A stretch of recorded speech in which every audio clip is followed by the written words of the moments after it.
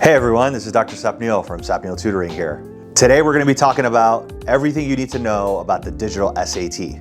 Everything from the format, the number of questions, the amount of time, how the test now as of 2024 is an adaptive exam and what that means, scoring of the test, and then also we're going to be talking about turnaround time for results.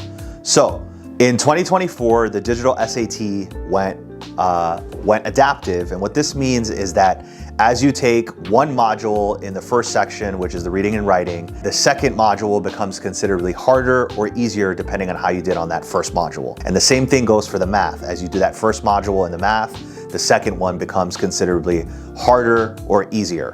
Whether you're planning to take it soon or you're just curious to find out more about the test, these are all vital points for the new digital SAT format. The first section is reading. There are approximately 54 questions in the whole section, 27 questions in section 1 of reading, module 1, and then section 1, module 2 of reading has another 27 questions. Each section is 32 minutes, so 64 minutes for the whole section 1. If you have extended timing from a 504 or a IEP, you will get 1.5 more time, or you'll get 2x more time depending on what they've approved you for. Between each section 1 and section 2 of reading and math, you get a 10-minute break. After the 10-minute break, you come on to the math module, and that is the math section. There's 2 modules, module 1 and module 2, approximately 22 questions in each module. As you get to the second module, it's considerably easier or harder depending on how you did on that first module. The total number of minutes in the section 2 is 70 minutes. You'll get 1.5x or 2x if you have extended timing. Some of the features of this new digital SAT is that it is the adaptive format as we discussed. It's a shorter test duration, about 2 hours and 14 minutes. There's a built-in Desmos calculator in the math section. Most of the questions on the math are multiple choice with some fill in the blank, but they're all multiple choice based, or filling on the digital Scantron that's provided.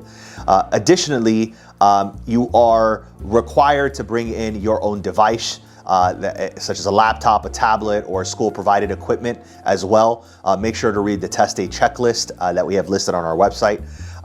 The structure is still in the same format, 800 for the reading section, 800 for the math section, so a total of 1600, okay? The reading and writing section combines concepts such as grammar, writing techniques, and there's generally several domains in both the math and the reading section of the exam. The math section has 4 main domains, and the reading and writing also has 4 main domains, and those domains are the following.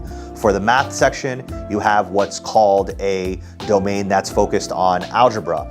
You have another domain that's focused on data, probability, and statistics. You have another domain that's focused on geometry and trigonometry, and then you have another domain that's focused on advanced math. Each of these domains have some subsections, which you can find more information on our website about.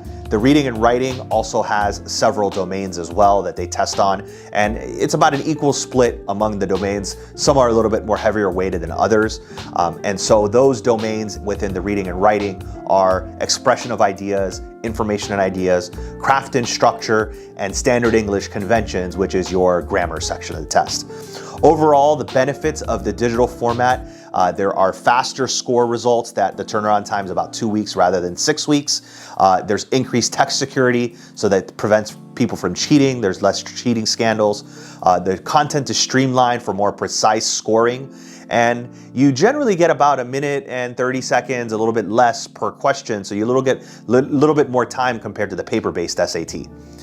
Some of the key changes were obviously adjusting to an adaptive format, the importance of doing well in the first module of that section, so that way you can get the higher score on the overall section for math or reading. If you don't get the easier or the harder section or the harder module in each of the sections, what ends up happening is that you get a cap in your score, which is generally around a 550 or 600.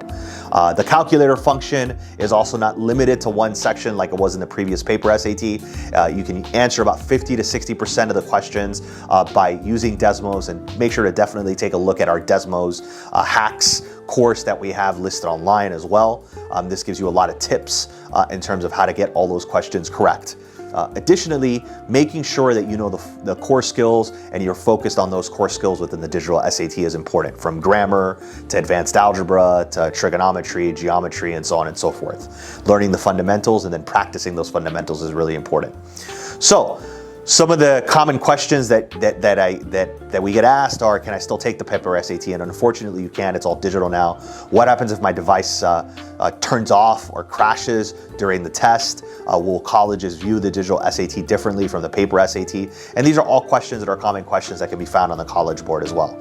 So, some of the resources, as we have mentioned, we have our own platform, Sapneil Tutoring Mental Mind platform, Sapneil Tutoring High Scores platform, and then also Sapneil Tutoring Score Smart platform, which are all different testing and gamification apps around the digital SAT, and you can find those on our website as well. My name is Dr. Sapneil, and I've been tutoring students for the last 14 years. My team and I have tutored over 10,000 students in the areas of test prep, cognitive testing, academic subjects, AP exams, ACE exams, homeschool students, and so much more. If you'd like to learn more, please don't hesitate to reach out to us. Myself or one of the program advisors here at the office will help navigate this digital SAT for you and figure out not only planning as to when you should take it, but what's the most optimal program for you, whether it's a group course or a private tutoring program, and then really get you tested so we can figure out what your target goals are. We thank you so much for listening today, and we look forward to hearing from you soon. Thank you.